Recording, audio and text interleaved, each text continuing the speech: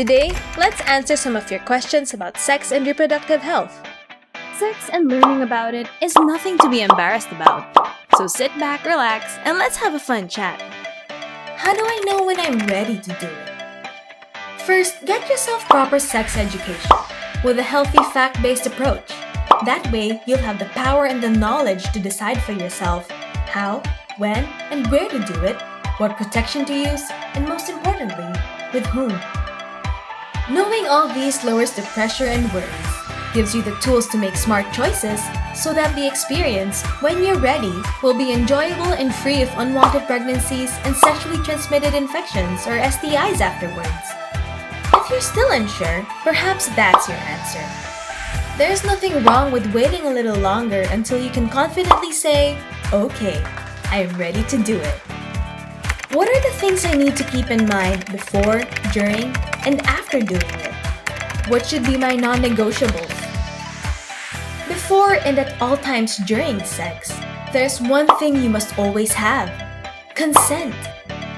No sex should happen if you don't have your partner's consent or if you haven't consented yourself. If it's your first time, accept that it'll be a little, potentially even a lot awkward. And that's totally okay.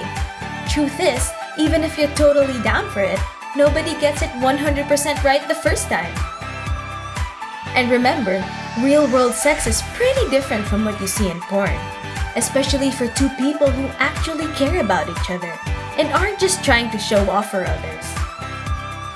Proper communication before, during, and even after sex can make the experience more pleasurable and comfortable, and lead to a better sex life in general.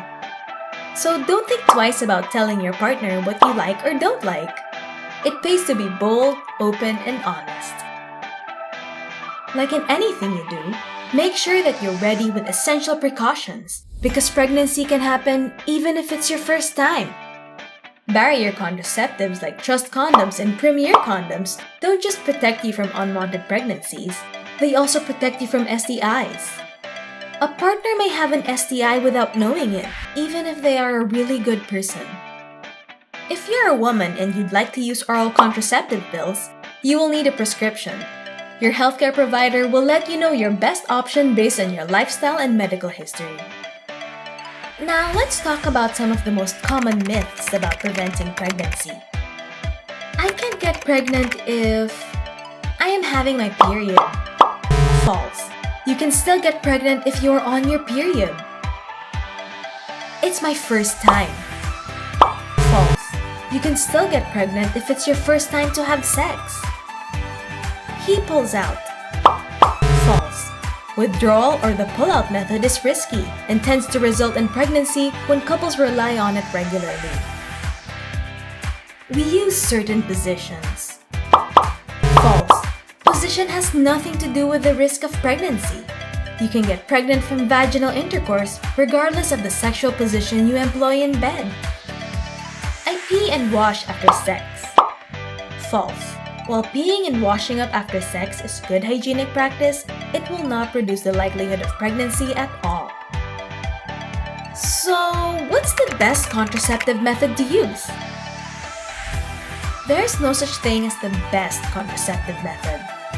Each person is different and there are some methods that suit a given person perfectly, but might not be great for others.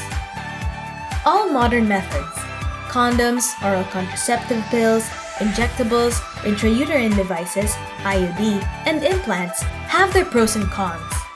And reading up or consulting your doctor can help you decide what would be best for you and your partner.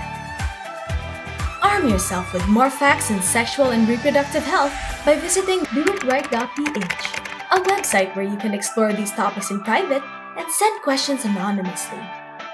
Follow Do It Right on Facebook to get tips and regularly update your knowledge. Thanks for dropping by!